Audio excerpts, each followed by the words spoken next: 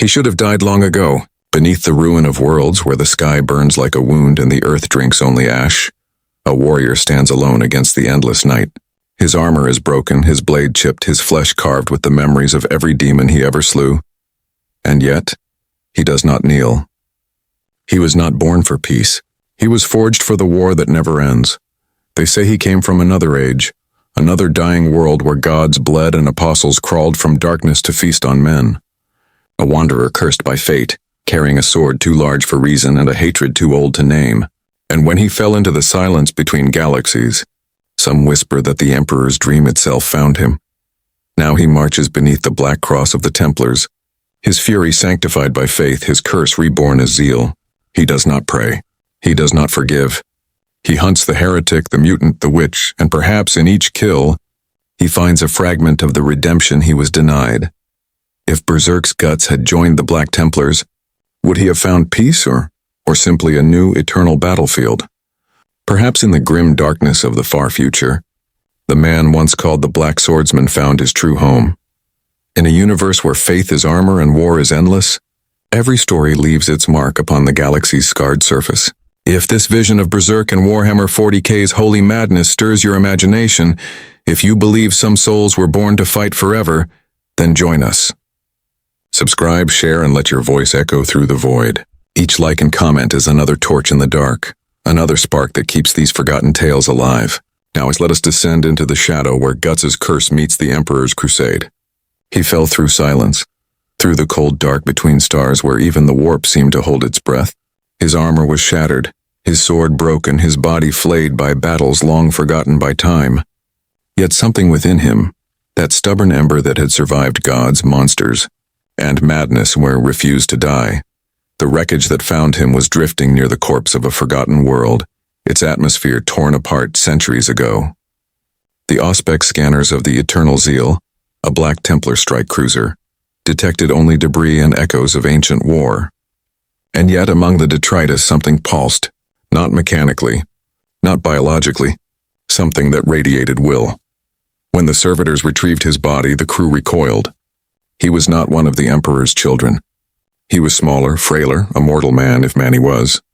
His flesh was a battlefield, scars upon scars, some healed, some burning with infection, some layered with strange metallic grafts.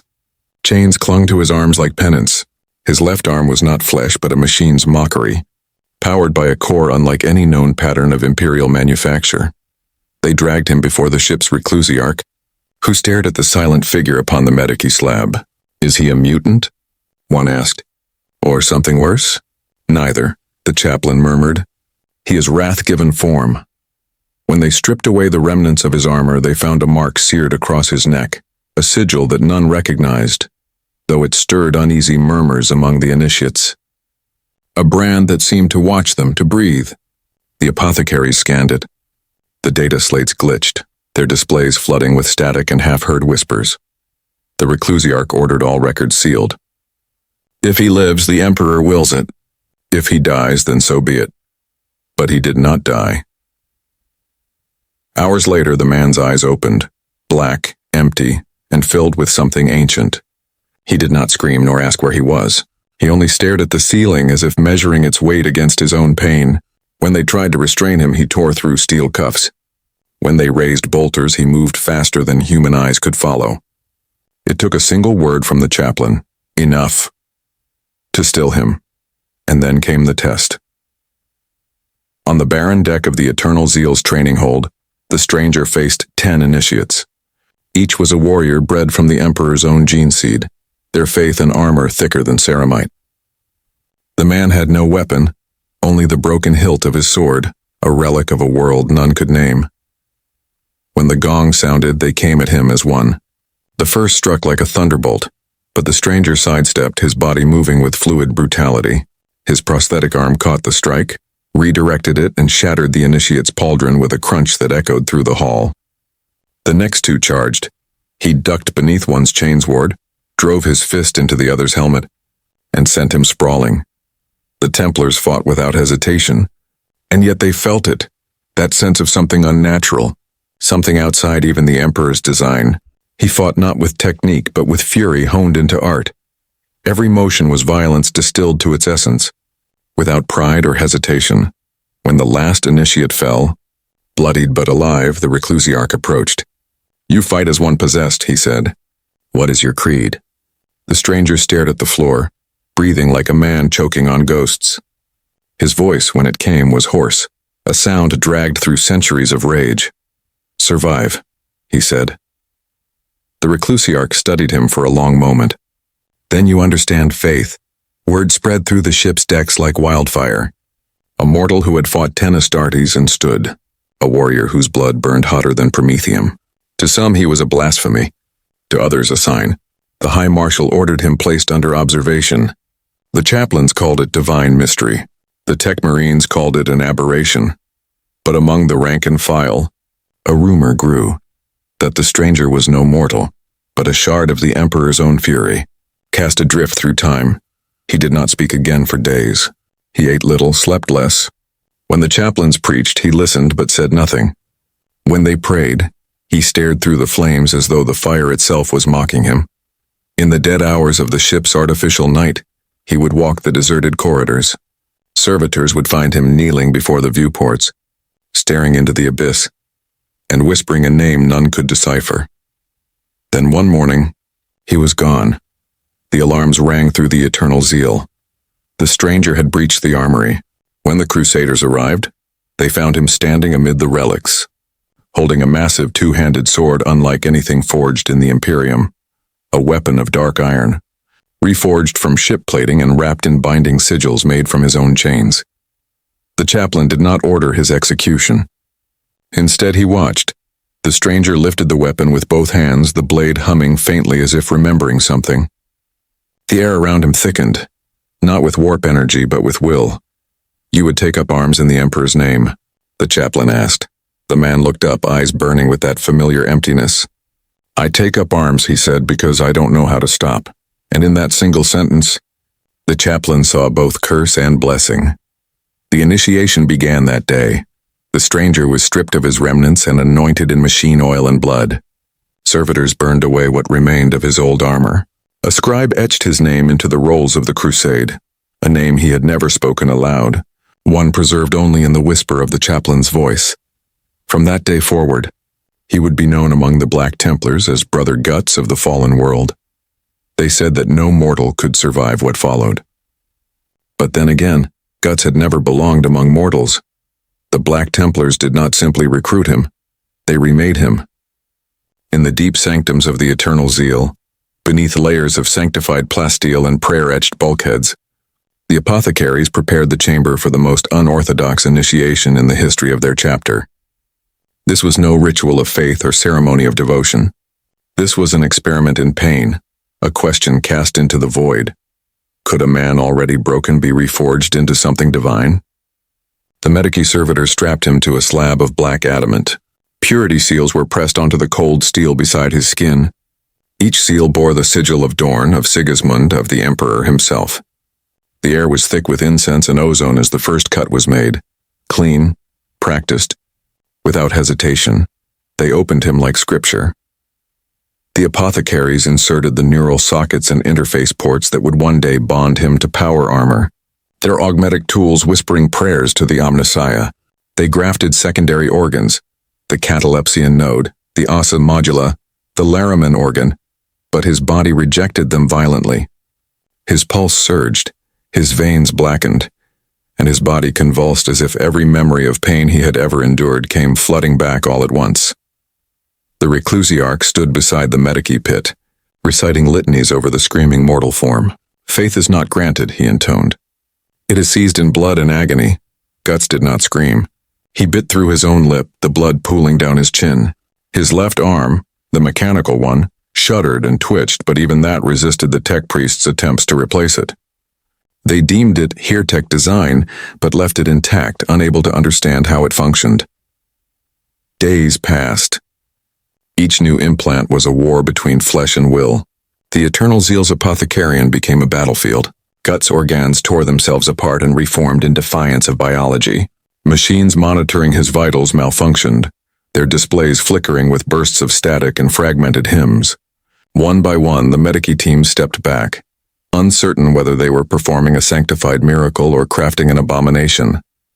When it was done, what lay upon the slab was not a space marine, nor a man. It was something between, a hybrid of humanity and wrath, standing on the threshold of divinity. The first time he rose from the table, the servo skulls recorded his heartbeat, heavy, uneven, but steady. A pulse that refused silence. The chaplains observed him closely. They saw in him not heresy, but an echo of the Imperium's oldest truth, that faith could be carved from the flesh of despair. They began his training immediately. His armor was not issued but built. Artificers resmelted the fractured plates of an ancient Mark IV suit, reforging them into a custom frame that could bear his imperfect physiology. The chest plate bore no heraldry, only a black cross painted over battle-scorched metal. He refused a helmet, choosing instead to face the void with his own eyes. His weapon, the monstrous slab of iron he had forged from the ship's plating, was blessed with oil and sanctified blood. The Tech Marines named it penance. The Crusaders watched in silence as he entered the training halls once more. This time his strength had multiplied. His reflexes were faster, his strikes more precise. Every motion carried purpose, the brutal economy of a man who had no time for elegance. He fought like a storm confined to flesh, but even as he mastered their drills, something about him unsettled the others. He never chanted the catechisms of hate. He never knelt during prayer. When the chaplain intoned "The Emperor protects," Guts merely muttered, "Then he's never met me." Some of the younger initiates whispered that he was faithless. The veterans knew better. They saw in his silence the rawest kind of belief, not in words, but in will. His faith was violence made holy. The tests grew harder. He was sent into the ship's lower decks, where failed servitors and malfunctioning machine spirits were left to decay. For 3 days he hunted through the flickering labyrinth, armed with only a combat knife and his will to survive. When he returned, his armor was shredded, his body dripping oil and blood, but he carried the head of a rogue servitor whose augmetic limbs still twitched. He said nothing. By the end of his initiation, the reclusiarch himself approached him in the sanctum of the ship. The chapel was lit only by burning candles and the glow of stained glass depictions of crusades long past. The chaplain's Crozius Arcanum gleamed like a scepter of judgment. "You are not of our blood," the reclusiarch said. "You do not carry the seed of Dorn, but the Emperor's light burns in many forms. Tell me, outcast one, what drives you to fight?" Guts looked up, his face half-shadowed, half-scarred, a mask of exhaustion and defiance. "You fight because you believe he watches," he said. "I fight because if I stop, I'll remember." The chaplain nodded slowly. "Then you are one of us." From that day forward, he was not a supplicant, but a brother. His name was entered into the rolls of the Eternal Zeal's crusade fleet. His deeds became whispered legends among the neophytes, the mortal who bled enough to earn the Emperor's regard. And when the crusade fleet descended upon the heretic moon of Ballast the Fort weeks later, Guts stood beside the Templars as their drop pods screamed through the atmosphere. Inside his armor, his heart pounded like war drums. He felt the heat of re-entry, the tremor of impact, the cold certainty of purpose. The ramp fell open. The battlefield awaited. He stepped into the storm, and for the first time since his cursed birth, he fought for something greater than vengeance. The sky above Ballast 4 was not a sky at all. It was a wound, a great red gash where the warp had brushed against reality, bleeding light and madness across the upper atmosphere. Beneath it, the world burned in layers. Manufactorums belched black fire into storms that never ended. Oceans had boiled away centuries ago, leaving behind plains of molten slag and skeletal, cities built upon the bones of their predecessors.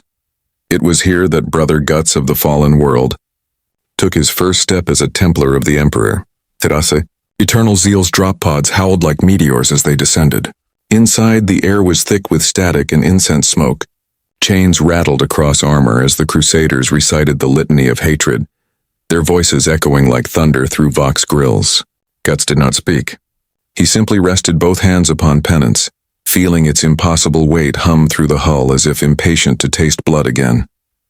When the pod struck ground, it was like being reborn through violence. The doors exploded outward. Ash swirled in suffocating waves and heat poured from the horizon in shimmering walls. The heretics came in droves, twisted machine cultists. Their bodies fused to cogitator frames, faces replaced with bronze skulls. Their corrupted hymnals choked the vox channels. Bolter fire split the air, streaking gold and white through the gloom. The first Templar fell, his armor cracked open like shell. Guts moved before thought, before instinct. He swung penance in a single horizontal arc. The blade, as broad as a man's torso, cleaved through a line of enemies like they were made of parchment. The edge shrieked through flesh and steel, a sound so loud it drowned out the war itself. For a moment, even the Templars paused. Here, in the storm of war, he no longer felt alien. He felt home. Bolter shells rained like judgment. Chainswords screamed. Vox orders barked through the chaos. Purge the manufactorum. No survivors. Guts charged, his movements brutal and graceless. Each strike was an act of will, each breath a defiance of exhaustion. The Templars advanced beside him, their black armor cutting through waves of heresy. But it was Guts who broke the line. Guts who waded into the tide like a beast uncaged. He did not pray. He did not chant. He fought as he always had, as if the world itself demanded he suffer for every heartbeat he stole from fate. At his back, the reclusiarch Alaric watched with grim fascination. He kills without faith, one initiate murmured. Alaric answered softly, no, he kills as faith. When the first wave broke, the Templars regrouped amid the ruins of a shattered shrine. The walls were lined with half-melted saints, their eyes hollow from heat. Guts leaned against a broken column, his armor cracked and steaming. The servos in his augmetic arm sputtered. He drove a dagger into his own limb to realign the gear lock. He did not flinch, the vox crackled, static and screams. A new reading pulsed across their auspex scanners. Warp signatures, massive and moving demons. The cultists had not summoned them by accident. Deep beneath the manufactorum, the heretic magi had torn a hole in reality, and something was clawing its way through. The Templars advanced again. The air turned cold despite the fire. The ground quaked under invisible weight. In the haze ahead, shapes began to emerge, forms without symmetry, bodies like wounds given motion. They whispered through the static, not in language but in hunger. Guts felt it before he saw it, that familiar nausea, that gravity of hatred. It was the same feeling he had known in another life on another world when apostles crawled from darkness. His breath came ragged, the memories surging like knives under his skin. The first demon took shape before him, a grotesque hybrid of flesh and brass, its many mouths chanting in reverse hymns. It towered over the ruins, eyes burning with recognition of the mortal who had once defied such things. Guts, it hissed, the name rolling through the warp like a curse. He froze. His brothers heard nothing but static, but to him the sound was clear, intimate. The past had found him again, wearing a new mask. He lunged. The impact was thunder. Penance drove upward into the creature's chest, splitting sinew and warp light. The demon shrieked, its form unraveling into vapor, but another took its place, then another. The Templars fired point blank into the horde, chanting louder, their faith burning like torches against the storm. Guts fought among them. His movements savage, rhythmic, not as a knight, but as a man remembering how to survive. Every strike felt personal. Every roar from his throat sounded like defiance against something older than this galaxy. Hold the line, Alaric's voice boomed over the vox. For the Emperor! But Guts did not hear. He was somewhere else, knee-deep in blood, sword rising and falling in an endless cadence. He saw faces in the smoke. Casca, Griffith, apostles, angels, the ghosts of his damnation flashing between demon and memory. When the last of the horrors burned away, silence fell like ash. The manufactorum was a graveyard of molten iron and smoking corpses. The air was heavy with the smell of promethium and charred bone. The surviving Templars knelt to pray. Guts stood apart, his sword buried in the ground, his breath rasping against the vox grill. Alaric approached him slowly. You have seen such beasts before, he said. It was not a question. Guts did not answer. His eyes were fixed on the horizon, where the warp rift still bled faint light across the sky. The chaplain turned away. Then perhaps the Emperor sent you to us for a reason. In that moment, Guts almost laughed. The sound caught in his throat, twisted by exhaustion and disbelief. He wiped blood from his face and looked again at the rift, that eternal wound in the heavens. He had seen worse, but he had never seen peace. And somewhere deep within him, Beneath the new armor and the old scars, something whispered that he never would. Night came late to Balus 4. The burning clouds above glowed with warp light, so the shadows never deepened, only thickened. The Templars had turned the ruined manufactorum into a fortress, its walls lined with black-armored sentinels and burning purity seals. But the enemy had not been destroyed, only broken. Across the horizon, chaos stirred again. In the command sanctum, the reclusiarch Alaric stood over a hollow table glowing with shifting red runes. "They regroup beyond the smog fields," he said, "an entire warband, sons of Perturabo, twisted by demon forges, iron warriors." Murmurs passed through the gathered initiates. To face traitor Astartes was no small thing. Against them, the Black Templars would bleed dearly. Guts leaned against a pillar in silence, helmet in hand, listening to their words like someone overhearing a language from another life. His armor hissed softly with the sound of healing servos and leaking pressure valves. He had fought monsters that defied flesh and reason, but there was something different about this new enemy. These were men, once noble, once human, and now hollowed out by machinery and faith, twisted backward. When the chaplain turned to him, Guts met his gaze without deference. "You'll have your war," he said simply. The next dawn, though dawn meant little beneath the crimson sky, the Iron Warriors came. They advanced like an avalanche of iron, ranks of corrupted Astartes, supported by demon engines dragging chains across molten stone. The ground quaked beneath the march of siege walkers. From their maws came molten shells that burst against the Templar redoubts, showering the battlefield in slag and screaming shrapnel. The Templars answered with fury. Melt of fire burned like small suns. Bolter volleys cut into the iron tide. The air filled with the smell of ozone, oil, and blood, the perfume of holy war. Guts charged ahead of them all. He did not wait for the signal.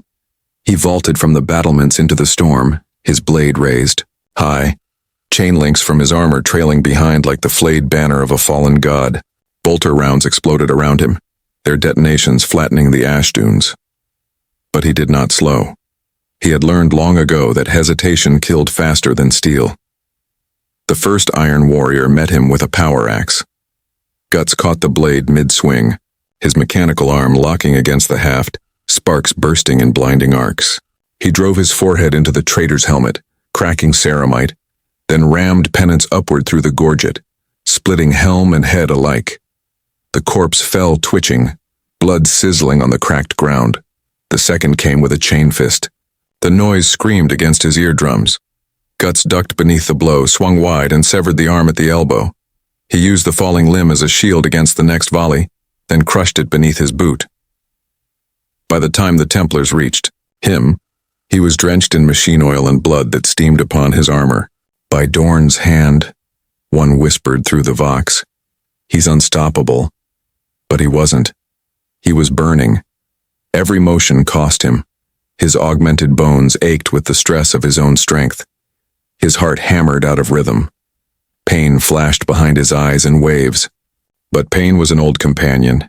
He knew its language well. He swung until the words of that language turned into silence. Hours passed like minutes. The battlefield became a furnace of ruin. The Iron Warriors fell back, leaving trails of broken armor and shattered servo limbs. Smoke rose into the bleeding sky, then came the Inquisitors. Their shuttle descended through the haze with the arrogance of authority, its hull marked with the sigil of the Ordo Hereticus. When its ramp fell open, robed figures stepped out flanked by stormtroopers. Their leader, a pale woman whose augmetic eyes glowed like dying stars, surveyed the carnage without emotion. "Reclusiarch Alaric," she said through a vox-filtered voice, "we have reviewed the transmission logs of your crusade. You harbor an unregistered combatant, one unbaptized in the gene seed yet bearing Astartes' weapons and armor. Explain." Alaric's jaw tightened. "He has earned his place through trial by battle." "Faith is not trial," she replied. "Faith is obedience." Guts stood behind them, silent, the black cross on his chest plate still wet with blood. The Inquisitor's gaze turned to him. "Name." He said nothing. "Name." she repeated, her tone sharp enough to cut. Guts, he said finally. The word echoed strangely through the vox. It was not a name so much as an admission. Her expression did not change, a fitting title for a heretic. You are not sanctioned by the Codex Astartes. You do not bear the Emperor's genetic mark. You are an anomaly, and anomalies are purged. Alaric stepped forward, Crozius raised. This one is my responsibility. The Inquisitor's guards raised their weapons. Then his heresy will die with you, chaplain. Before the first shot could fire, the ground split open. The warp rift pulsed again, alive, growing. From the fissure rose engines of flesh and metal, constructs of the Iron Warrior's final vengeance. Demon engines crawling on hands made of gunmetal and screaming faces. The argument died in an instant. All turned to battle. The Inquisitor shouted orders. Her stormtroopers formed firing lines. The Templars roared hymns into the storm. Guts lifted penance, his body trembling with exhaustion yet somehow still eager to kill. The rift spewed fire as demonic mechs stormed through, dragging chains that tore through the ruins. It was not a war anymore. It was judgment. The machine demon's cannon fired, obliterating half the Templar line. Guts ran into the blasts. Aftermath. Blinded, deafened. The world reduced to vibration and pain. He leapt, swinging with everything left in him. The sword came down like divine punishment. It split the demon's skull in two. The impact threw him to the ground, armor cracking. Through the smoke, the Inquisitor watched him stand again. Something like awe flickered behind her mechanical eyes. Perhaps, she murmured. He is the Emperor's wrath made flesh. Alaric turned, voice grave. No, he is proof that wrath alone endures when faith fails. The engines burned. The rift began to close. And among the wreckage, as silence finally returned, Guts stood beneath the bleeding sky. One man against eternity, baptized not by ritual, but by the machinery of war. He had survived again. And survival, in this galaxy, was the closest thing to holiness. The crusade did not rest. The victory on Balos IV became another name etched into the long litany of imperial triumphs. A world purged, a heresy extinguished. But for those who had fought there, the memory lingered like a scar that would not heal. Among the ranks of the Black Templars, stories spread of the mortal who fought like a Primarch and bled like a man. Some called him the Emperor's punishment given flesh.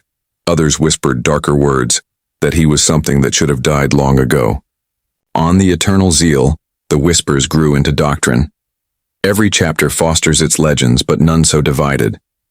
To the initiates, Brother Guts was proof that even mortal flesh could contain divine will. To the chaplains, he was a paradox that tested the limits of their creed. To the Inquisition, he was a problem that refused to vanish. The Inquisitor from Balos IV, Lady Sira Ven, had not forgotten him. She remained aboard the Crusade fleet under the pretense of spiritual audit, but everyone knew the truth. She watched him.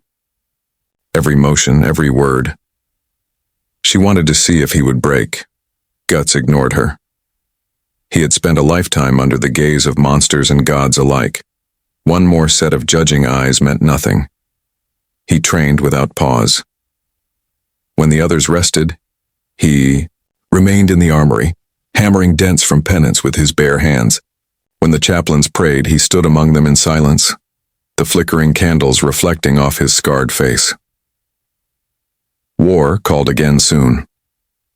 The fleet received orders to assault Helios Gamma, a world choked in ash storms where a demon war band of word-bearers had raised a shrine from the ruins of an orbital refinery. The enemy worshipped the voices of the warp, turning machinery into idols of madness. When the crusade landed, they found the planet already half swallowed by insanity. The air shimmered with psionic heat. Voxcasts dissolved into laughter. The ground trembled with the pulse of unseen hearts. Guts walked at the front of the assault line, black armor caked with soot. The Templars advanced behind him, chanting, "No pity, no remorse, no fear." Their voices rolled like thunder through the red fog. The word-bearers came to meet them, scarlet armor adorned with burning script, their voices reciting corrupted hymns that twisted the air itself. At their head strode a dark apostle, his crozius wreathed in living flame. The demon smoke behind him coalesced into shapes that whispered names that had no right to exist. "Faithless sons of Dorn," the apostle cried. "You worship a corpse upon a throne. We serve living gods." Guts answered with silence and a blade. The first strike came like a lightning storm. Penance shattered the apostle's staff in half and drove him backward into his own congregation. The demon light flickered. The word-bearers howled their defiance, but Guts was already among them. He moved like something ancient and furious, less a warrior than an inevitability. Each swing carved scripture into flesh. Each step left molten footprints in the dust. The word-bearers' chants faltered. Their faith turned inward as they realized the shape of the thing they faced, a man who had forgotten fear. To the Templars, it was revelation. They surged forward, ignited by his example, their blades burning white in the firelight. Together they broke the first line, the second, the third. When the last of the cultists fell, the Templars gathered at the edge of the shrine of the infinite word, a structure that pulsed like a living wound. Runes of chaos burned along its surface, fed by the blood of 1,000 sacrifices. Inside, something moved. The reclusiarch turned to his men. "We purge this place," he said. Guts stepped forward without waiting for command. The chaplain's hand fell upon his shoulder. "You will not enter alone." Guts met his gaze through the haze. "I've been alone longer than you've been alive." He walked into the shrine. The interior was a cathedral of madness. The walls were made of living metal that shifted between scripture and flesh. Chains hung from the ceiling, dripping with black ichor. The air reeked of burnt incense and decay. Voices whispered from the shadows, calling his name in the language of the damned. "Guts," they hissed. "You've killed gods before. Why stop now?" He gritted his teeth, pressing forward through the hallucinations. He saw flashes of faces, Casca's hollow eyes, Griffith's smile, the apostle's laughter. Every step felt like walking through memory turned weapon. But at the center of it all he saw the altar. Upon it a heart still beat, massive, mechanical, fused to cables that ran into the ground like roots. It pulsed to the rhythm of a world dying. He raised his sword. The heart spoke. "You cannot kill what you are." The blade came down. The explosion tore the shrine apart. Fire erupted in tongues of gold and red. The Templars outside saw the structure collapse in on itself, screaming like something alive. From the flames emerged Guts, armor cracked, blood streaming, carrying his sword upon one shoulder. The sky above the world darkened, and for a moment the storm itself seemed to bow. Later, when the fleet left orbit, the Templars spoke of him not as a brother, but as an omen. Some said the Emperor had sent him to purge the unclean. Others whispered that he sent him to test their purity. And Lady Syra Ven, watching from her ship's viewport, said quietly to herself, "Whatever he is, he does not belong to us." She was right. Guts did not belong anywhere. He was the blade that never rusted, the wound that never closed, and the crusade was beginning to realize that sometimes, even in the service of the Emperor, monsters must be kept on a leash that can never hold. The eternal zeal drifted in orbit over the scorched husk of Helios Gamma, its hull glimmering faintly in the void. Inside, the corridors hummed with a silence more dangerous than any battlefield. The air carried whispers, unspoken accusations, fragments of awe, and prayers uttered in tones too quiet to be faithful. Something had changed in the crusade. Guts had become more than a brother to the Templars. He had become a question, one that none could answer without endangering their faith. Among the neophytes, his name was spoken with reverence. They painted the crude outline of his broken sword upon their armor plates and called it the sign of penance. Among the veterans there was disquiet. To worship a man was heresy, to fear him blasphemy, and yet both emotions lived side by side in every chapel, every mess hall, every whisper behind the sealed doors of the chaplains. The reclusiarch Alaric could feel the fracture widening. Faith must be pure, he told his subordinates, and purity cannot share a chamber with doubt. But even he could not silence what the men had seen, a mortal who had survived what Astartes could not. who had slain demons without prayer, who bore wounds that refused both healing and decay. Lady Sira Ven saw it too, and for the first time she was afraid. In her private quarters aboard her inquisitorial barge, she studied the data slate containing the records of Guts's biometrics. The readings were wrong, pulse irregular, metabolism unstable, and something in the genetic scan that no Imperial machine could categorize. She ran the tests again. The result did not change. Human, not post-human, not Xenos, just human, and yet by every rational measure impossible. When Alaric was summoned to her chamber, he found her staring into the void. "He is a paradox," she said. "A weapon shaped by heresy and pain. And if I am to serve the Emperor, I must decide whether such a weapon should exist." The Reclusiarch's eyes darkened behind his skull helm. "If the Emperor wills his survival, who are we to question it?" Ven's voice turned to steel. "I am the Inquisition. Questioning is my faith." Outside, Guts trained alone in the lower decks. He moved without armor now. Bare to the waist, his scarred body gleaming with sweat and oil, the mechanical arm hissed and locked, his muscles trembling under its strain. Each swing of penance echoed through the chamber like thunder, and each impact carved new dents into the deck plating. He wasn't training for battle. He was fighting memory. He could feel the ship watching him.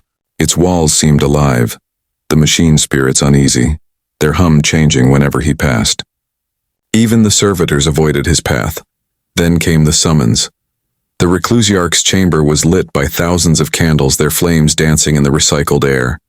Alaric stood at the altar, Crozius Arcanum resting against the steps. Lady Ven waited beside him, her stormtroopers flanking the walls. "Brother Guts," the chaplain said, "you stand accused of spiritual heresy." Guts stared at them. "Heresy?" His voice was raw, worn thin from too many battles and too few words. "I fight your wars." "Faith is not measured in kills," Ven said. "It is measured in obedience. You refuse confession. You reject the Emperor's name in prayer. You bear relics unsanctioned by the Mechanicus. You are a weapon out of control," he laughed, low and bitter. "And yet you keep pointing me at the enemy." Alaric's voice thundered. "Enough, this is no jest." He stepped closer. "You walk a thin line, brother. Between man and monster. Between zeal and damnation. Tell me, why do you fight?" The silence stretched. For a moment, Guts said nothing. Then his eyes lifted and the firelight caught the scars across his face, deep like carved scripture. "I fight because I can't stop," he said. "Because if I do, everything I've buried starts clawing its way back. Maybe that's heresy. Maybe it's just what I am." The chaplain said nothing. Ven turned away, her expression unreadable. "This ends soon," she whispered. One way or another, she left the chamber. That night, the fleet entered the Eye of Terror. Orders from High Command were clear. A joint crusade with several Imperial detachments to assault a drifting chaos war fortress known as the Cathedral of Ghosts. The fortress was said to be older than the heresy itself, a derelict temple ship once belonging to the Word-bearers, now caught in the warp like a carcass frozen in ice.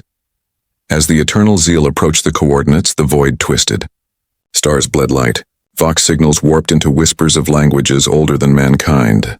Guts felt it in his bones, the same cold gravity he had felt before demons were born.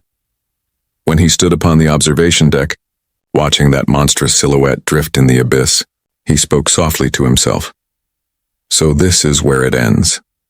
But the Emperor, or fate or whatever cosmic cruelty ruled this galaxy, had never intended for Guts to end anywhere. The alarms blared. Warp storms flared around them, distorting time. The ship's Geller field screamed against the assault. Within minutes, hundreds of souls aboard began to hear voices in their heads, some praying, some screaming, some laughing. Guts gripped the railing, his mechanical hand groaning under pressure. In the reflection of the void glass, his eyes glowed faintly red. For an instant, his reflection wasn't his own. It was something older, monstrous and familiar. The Templars around him crossed themselves with the sign of the Aquila. One whispered, "Emperor, preserve us." Another murmured, "What if he already has?" Outside, the Cathedral of Ghosts opened its gates of fire, and the crusade entered. The warp does not welcome the living. It consumes them, reshapes them, whispers their memories back through mouths that are not their own. Yet still, the Eternal Zeal pushed forward, its hull screaming against the immaterial tide, as the Black Templars entered the Cathedral of Ghosts. No one knew what it truly was. From a distance it resembled a ship, an impossible mass of Gothic spires and broken vaults, floating through the Imperium like a dead god's tomb. But as the crusade drew near, its scale became monstrous. Each tower was a continent of ruin, each window a black sun. Voices bled through the void, echoes of prayers older than mankind. Within the ship's bridge, alarms wailed. The Geller field flickered, reality bending inward like a breathing lung. Time stuttered. Voxlinks screamed feedback. The Templars formed lines of defense, weapons raised not against flesh but against the unseen. Guts stood at the viewport, eyes fixed upon the drifting fortress. His breath misted inside his helmet, though there was no cold. He felt the pull of something familiar, a gravity deeper than the warp's current. The same weight that had haunted him since Ballast IV. The same pull he had felt when apostles once called his name across worlds that should never have met. He muttered, "You again." When the landing craft breached the cathedral's outer hull, the world changed. The interior was a labyrinth of desecrated beauty.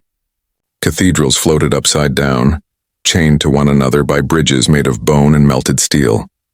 Choirs of broken servitors hung in the air, their vocal cords still producing fragmented psalms. Candles burned in defiance of physics, their flames bending sideways, illuminating murals painted in flayed skin. The Templars advanced slowly, their footsteps echoing through eternity. "Stay in formation," Alaric ordered. Faith anchors reality, but faith was failing. In the shifting corridors, some of the neophytes began to hear voices. Personal, intimate. A mother's prayer. A brother's scream. The sound of a dying world. The warp was not attacking their bodies. It was devouring their memories. When they reached the first grand nave, Guts saw movement. At the far end of the hall stood a figure clad in black armor marked by crimson runes. The air shimmered around him. His presence was wrong, like a reflection that had learned to move before its source. The figure turned, and Guts froze. The face behind the helmet was his own. The mirror image moved like a memory given flesh. Its armor bore no insignia of the Templars, no purity seals, no prayers. Only chains wrapped tight across the chest. It carried a sword identical to Penance, but its edge glowed faintly with warp fire. "Who are you?" Guts demanded. The reflection smiled, a small, cruel thing. "I'm what you were before they gave your rage a name." The other Templars saw nothing but empty air. To them, Guts stood motionless, staring into the dark, his blade raised at shadows. The double attacked. Their swords met with a sound that split the nave in two. Sparks of psychic energy erupted as the walls screamed with their impact. Guts felt each strike reverberate through his bones. His double fought with the same precision, the same brutal rhythm. Every movement was an echo. "You think you escaped us?" the specter hissed. "You think a new god makes you clean?" Guts roared, swinging wide. His blade carved through air, and yet for a heartbeat he felt resistance. The reflection staggered, its face flickering between his own and another, a demonic grin from another age. Griffith's smile, serene and terrible, the warp convulsed. The nave shattered like glass. When Guts came to, he was lying on the floor of the cathedral, smoke rising from the ground where his sword had struck. The Templars surrounded him, weapons drawn. Alaric stood above him, Crozius in hand. "What did you see?" the chaplain demanded. "Nothing," Guts rasped, pulling himself to his feet. "Just ghosts." "Then we are in the right place," Alaric said grimly. "This ship is named for them." Deeper within the cathedral, the Inquisitor's retinue detected readings beyond comprehension. Fluctuations of warp resonance intertwined with fragments of psychic architecture. In her Vox records, Lady Syra Venn noted, "The cathedral responds to him. Its energies rise and fall with his pulse. Either coincidence or design. The deeper they went, the more the walls began to move, breathing, flexing, whispering. Inscriptions of faith melted into blasphemy. Vox links connected to nowhere and transmitted only screams. And always, Guts felt it watching him. By the time they reached the heart of the cathedral, many had fallen. Those who stared too long at the walls vanished. Those who listened to the choir's distorted hymns shot themselves to silence the sound. Only Guts, Alaric, and a handful of zealots remained when they entered the sanctum of rebirth, a chamber the size of a city, its ceiling lost in swirling crimson light. At its center stood an altar made from starship wreckage and human bone. Upon it lay something vast, cocooned in chains of gold and black iron. Guts approached. The thing's surface shimmered like polished glass, and within it shapes moved, twisting, writhing, remembering. And then from the cocoon a voice spoke. "Welcome back, Black Swordsman." Every instinct in him went still because that voice did not belong to the Emperor. It did not belong to chaos. It belonged to the past, the one he had killed, the one who had become something far worse. Griffith. The voice rippled through the chamber like light through water. It was calm, regal, unbearably familiar. Every muscle in Guts's body went rigid. The Templars around him felt nothing but a shift in the air, a coldness that made their armor seem too small. But Guts heard it clearly. The voice was not a sound. It was a wound reopened. "After all this time," it said, "you still drag that sword as if it will change what you are." The cocoon pulsed, the glass-like surface turning translucent. Within, a shape began to form, a human outline haloed in pale fire. Its features were perfect, almost holy. To the Templars, it was a Warpborne entity wearing beauty like a weapon. To Guts, it was Griffith, unchanged by centuries, untouched by time. He raised his blade.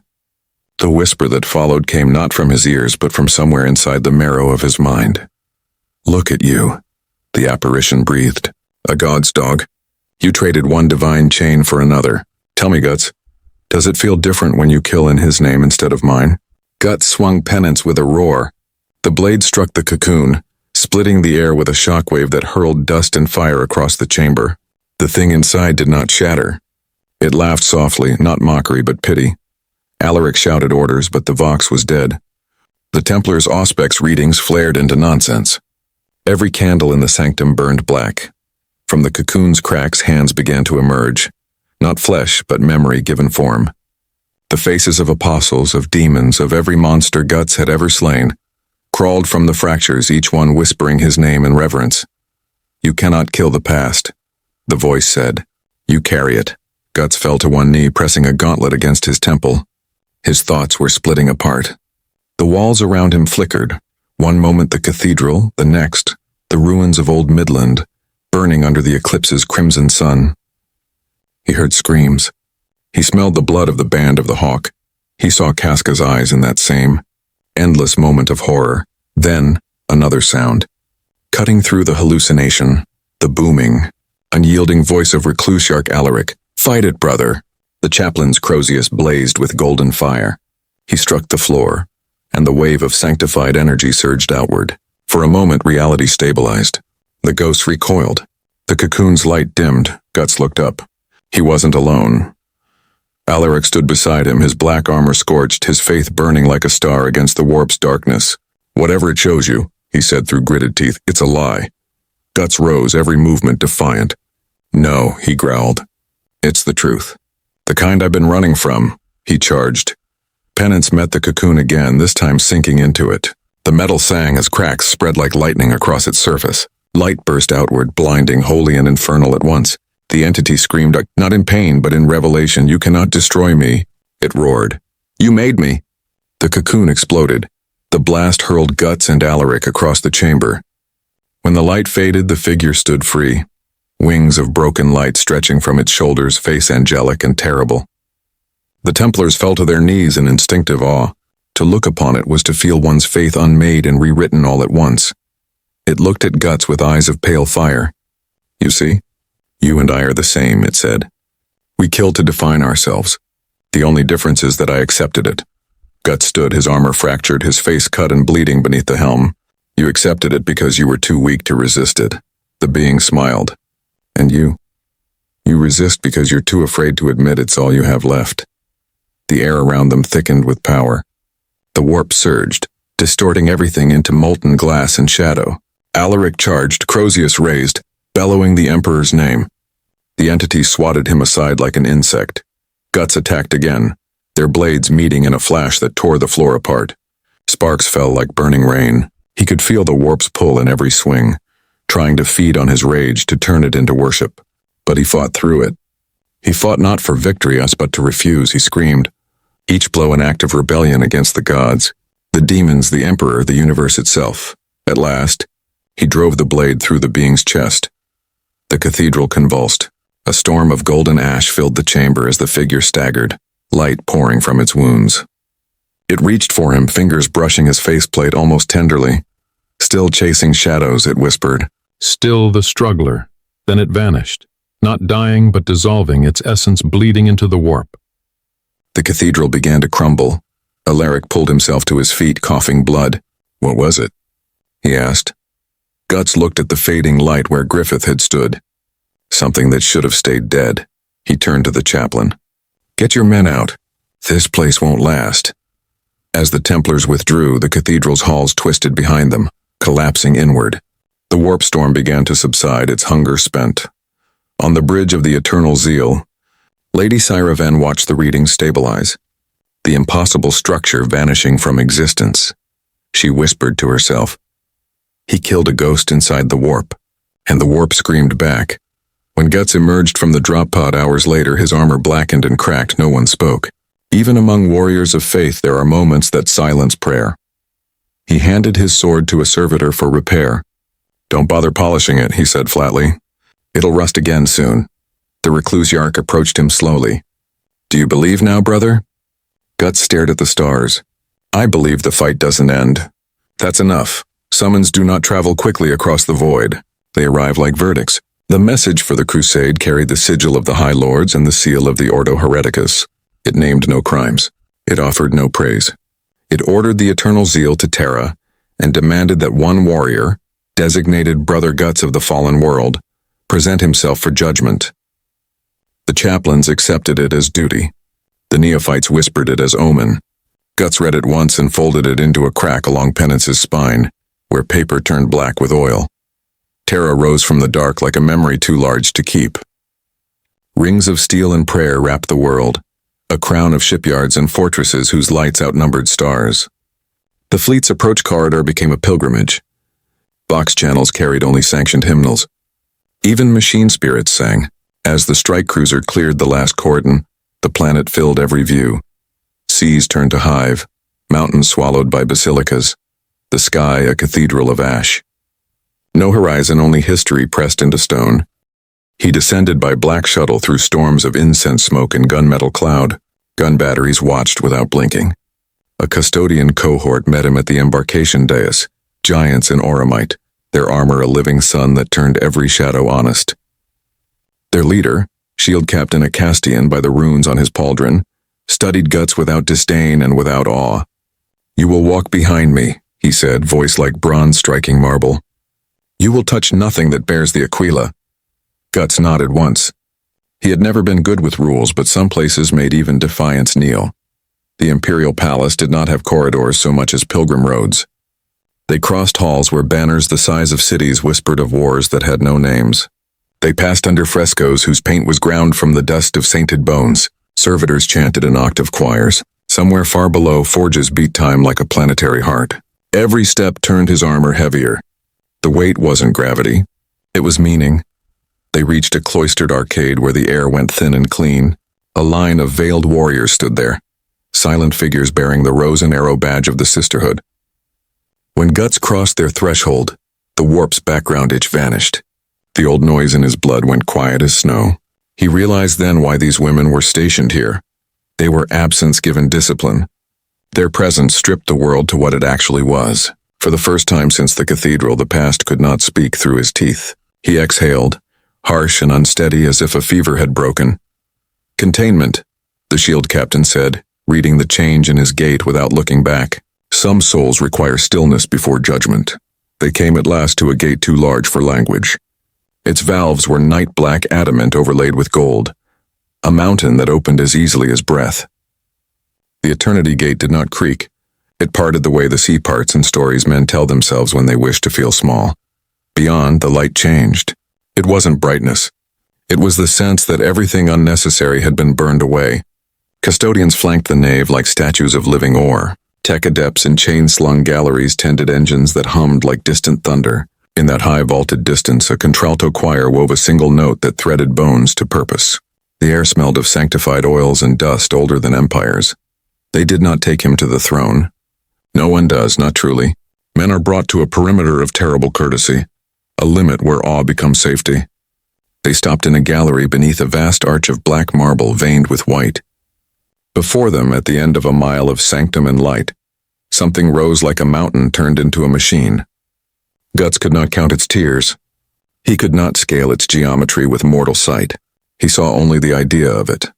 A wound-made engine, a god wired to a nation's beating heart. The shield captain spoke in a voice meant for oath stones.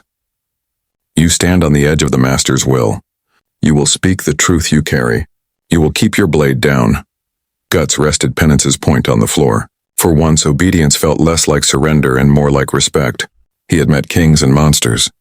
He had killed things that wanted to be both. This was different. This was a sun chained for the world's sake. A figure stepped from the colonnade's shadow, robes of deep carmine, rosette of the Inquisition heavy at the throat. Lady Syra Ven's augmetic eyes burned low, their light dimmed to embers as if even optics bowed here. She did not look triumphant. She looked very tired.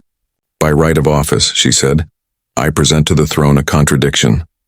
A man who should not be, who fights where angels hesitate. Her voice thinned. Let us see if contradiction can serve. The custodian stepped aside. The choir's note shifted half a degree. Every hair on Guts's neck rose. The world narrowed to a line between his heart and that distant engine. He did not hear words. He felt weight, like a hand on the back of his skull, steadying, not forcing. Then memory unfurled, not the warp's counterfeit, but his own unedited. Mud and fire, a woman's breath in night air, feathers falling like ash, a hill of screaming under a false sun, a sword too big for reason, a choice repeated so often it became identity. Another presence braided through those threads, colder than law, older than kings. Not a voice. The absence of all other voices arranged into will. He could have called it the Emperor. He could have called it what a dying species invented to survive itself. He could not tell the difference and knew that was the point. The sensation drew two pictures in his mind and let him lay them side by side. In one he knelt. The black cross over his heart became more than paint. His blade lost his name and took his. He would be sent where zeal burned out and only duty remained, a weapon that never asked why. He understood that path. It was clean and endless, like a road paved with yes. In the other he stood. He kept the scar of his name, not out of pride, but to remember who paid for it. He would fight beside saints and killers and never belong to either. He would turn his refusal into service not by obedience, but by refusing the parts of himself that wanted to become worship. That path was crooked. It had cliffs and nothing like rest. It would cost him the lie that he could be finished. The stillness withdrew a fraction. The choir found its first note again. Lady Ven breathed out. The custodian's gauntlet tightened and relaxed on his spear. Guts realized his hand had whitened on Penance's hilt. He eased it open. Choose, the world seemed to say, not in sound, but in that same stern mercy with which gravity chooses every falling thing. He glanced down the nave at the machine mountain and the trauma it carried for a species that could not bear the dark alone. He thought of the chaplain's sermons, all flint and fire. He thought of neophytes who painted a crooked sword on their plates because a stranger bled beside them without asking for their faith. He thought of the cathedral and the ghost that wore his old enemy's face like a pretty mask. He thought of the sister's null quiet, of silence that made lies impossible. He thought of how many times he had tried to end. His voice surprised him. It sounded like a man who had finally stopped bargaining with mirrors. I'll fight, he said, but I won't kneel to forget what I am. Send me where you can't send saints, I'll go. And when I fall, let the ones with cleaner souls sing the hymn. If any power heard him, it answered as Terra answers everything, with endurance. No bolt of light, no benediction.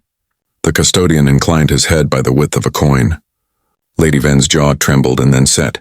Somewhere, a quill scratched across vellum, adding one more unorthodox instrument to a ledger that had learned across millennia to value results over comfort. The shield captain turned. Then you will be given a task worthy of that mouth, he said, and for the first time there was the dry edge of amusement in his voice. There is a war no choir can touch.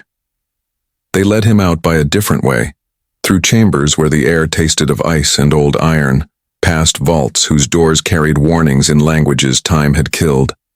In one antechamber, a case lay open upon an obsidian plinth, a long strip of parchment inked with sigils, a rosarius black as a moonless sea, a small reliquary containing a nail that could have been from a saint's coffin or a forge's floor. The custodian gestured. "Tools," he said. "Not comforts. Guts took none of them." He lifted penance, tested its weight, and decided it still told the truth. When they reached the final door before the light, Lady Ven halted him with a hand at his forearm. Human for once, not augmetic. "If the throne doubted you," she said, low enough that only the null quiet heard, "you would already be ash. Whatever you are, it is useful." A short breath. "Forgive the necessity," he almost smiled. "I don't forgive. I proceed." The door opened onto a sky of iron and engines. Thunderhawks crouched like predatory birds. Storms smudged the sun to pewter. The custodian pointed toward a gunship with a prow like a verdict. "There," he said. "You depart at once." Guts mounted the ramp. The deck shook as reactors woke. As the clamps released, he looked back once at the palace, the impossible weight of it. The way it made pride seem childish and despair seem lazy. He had not found peace. He had found employment. The gunship lifted into the weather. The storm swallowed the gunship as it rose through Terra's upper atmosphere. Lightning traced pale veins across the hull, thunder rolling like distant artillery. Through the viewport the planet dwindled. First a continent of gold, then a scarred jewel, then a fading wound in the black. Guts watched it vanish without reverence. He had been judged but not absolved. The Imperium had no mercy for men. It only gave them purpose and expected them to survive it. The custodian's words echoed still. "There is a war no choir can touch." His transport joined a flotilla moving toward the Segmentum Obscurus. Below, an armada of Imperial ships cut their way through the void, banners trailing light like comets. Crusade markings adorned every hull. Templar, Sororitas, Inquisition, Mechanicus, bound together for a campaign that had no name, no anthem, and no chance of ending soon. The Vox crackled. By decree of the High Lords, the vessel Eternal Zeal and her warrior detachment are reassigned to the pariah marches. Objective: containment and eradication of warp anomalies manifesting along the Veil. Brother Guts is to lead ground engagements where machine and faith fail. He almost laughed. A mortal leading angels of death, another contradiction filed neatly under divine bureaucracy. He checked the seals on his armor, reattached his blade to its harness, and looked out again. The stars were very still. He wondered which one would try to kill him next. When he rejoined the Eternal Zeal, silence greeted him. The neophyte stared as he passed, not daring to speak. The Reclusiarch met him in the shrine hall, the air heavy with burning incense. "The Emperor spared you," Alaric said. "Or used you? The difference no longer matters," Guts answered quietly. "Then let's get back to work." Their new war began on the edge of the Veil, where reality faltered like a damaged vid tape. Worlds blinked in and out of existence. Fleets sailed into mist and did not return. On one such planet, Carthy Prime, a desert world drowned in red storms, the Crusade found a rift wider than any recorded. It split the horizon like an open mouth, spewing specters of half-born demons and corrupted echoes of human voices. Guts led the first drop assault. He walked through the dust storms like a shadow, his armor painted with the dried blood of past wars. The Templars followed, chanting low hymns through the static. There was no plan, no formation, only survival. Every hour the rift widened, devouring sky and ground alike. At the center of the storm stood a structure unlike anything Imperial, neither Xenos nor Chaos, but something older. Columns of obsidian and light, walls engraved with symbols that predated both the Emperor and the warp. The auspex returned nothing. No heat, no sound, only presence. When Guts approached, the sand beneath his boots turned to glass. He felt the pulse before he heard it, the same heartbeat that had echoed through the Cathedral of Ghosts. Not Griffith. Not Chaos. Something else. He placed his gauntlet upon the black stone, and the world fell away. For a moment, there was no war, no galaxy, only the slow rhythmic sound of breathing, his own. Then a voice, not words, but the vibration of meaning, spoke within him. "You seek end." "You were made of beginnings," he looked down, His reflection stared back, unarmored, unscarred. A boy holding a sword too large, his eyes burning with the same blind fury he had carried since the first battlefield. Around him stretched an infinite plain of bone and ash, and upon its horizon stood the silhouettes of countless warriors, Templars, Astartes, guardsmen, nameless billions. Each carried a torch. Each flame guttered in the wind.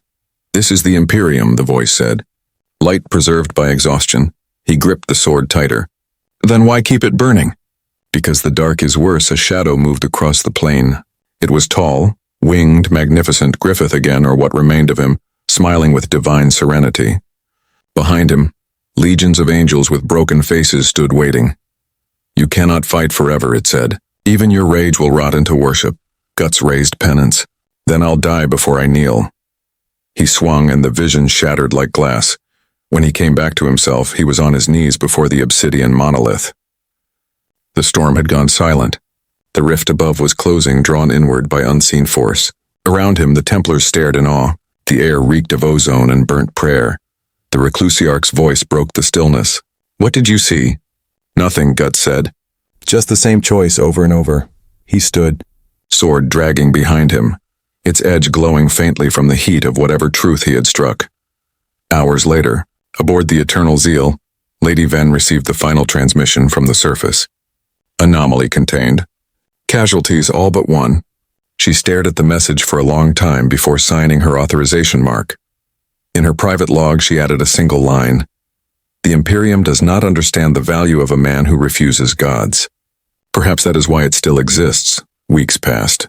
The crusade moved onward, deeper into the veil, chasing new horrors and old patterns, and wherever the line faltered, wherever faith wavered, they sent him. In the dark between campaigns, he would sometimes stare through the ship's viewport, the reflection of his scarred face merging with the endless stars. He never prayed. He never thanked the Emperor. He simply existed, between damnation and devotion, between curse and command. There was peace in that contradiction. The Mechanicus Adepts repaired his armor, layer by layer. The chaplains rewrote their sermons, slipping his name between the verses without meaning to. The neophytes still painted his sword upon their plates. And when the Eternal Zeal vanished beyond the range of Imperial augurs, becoming one more legend drifting in the dark, a single Vox recording was recovered months later from an abandoned listening post. A voice, human and exhausted, said, "We fight until the fight stops needing us. That's the only prayer worth saying." Then silence. No one ever confirmed if it was him. In the grim dark of the far future, there are no happy endings, only continuations, only endurance. They say the Imperium forgets more heroes than it remembers, that entire crusades are swallowed by time, their banners lost in the storm of centuries. Yet sometimes a story refuses to die, not because it was told, but because it was lived too fiercely to be erased. The legend of the Black Swordsman of the Templars is one such echo. No records name him, no archives claim his deeds, but among those who fight in the dust and smoke, his myth survives, whispered by mortal soldiers and Astartes alike. They say he never swore the oaths of crusade, yet no one bled more willingly. They say his sword was too heavy for angels, yet he carried it as easily as regret. They say that when the Emperor's light faltered in distant sectors, when faith thinned to a trembling spark, a lone figure appeared, wrapped in chains, walking through fire, and the enemy broke before his silence. Perhaps it's only a tale, a parable forged from exhaustion and hope, or perhaps some truths are not meant for record, but for memory. In the end, Guts did not conquer the universe or redeem his past. He did not become saint or monster. He remained exactly what he had always been, a man who refused to stop, a soul that bled but did not bow, and that in a galaxy built upon obedience is the rarest form of devotion. The Imperium calls it heresy to question purpose. But somewhere beyond the reach of the Astronomican, where the wars still burn and the night has no end, there is a place where one sword still swings, not for God, not for glory, but for the stubborn belief that struggle itself has meaning. Faith takes many shapes. Sometimes it kneels before the golden throne, and sometimes it walks away, still fighting. In the 41st millennium there is only war, but every war somewhere still begins with one man who refuses to die quietly.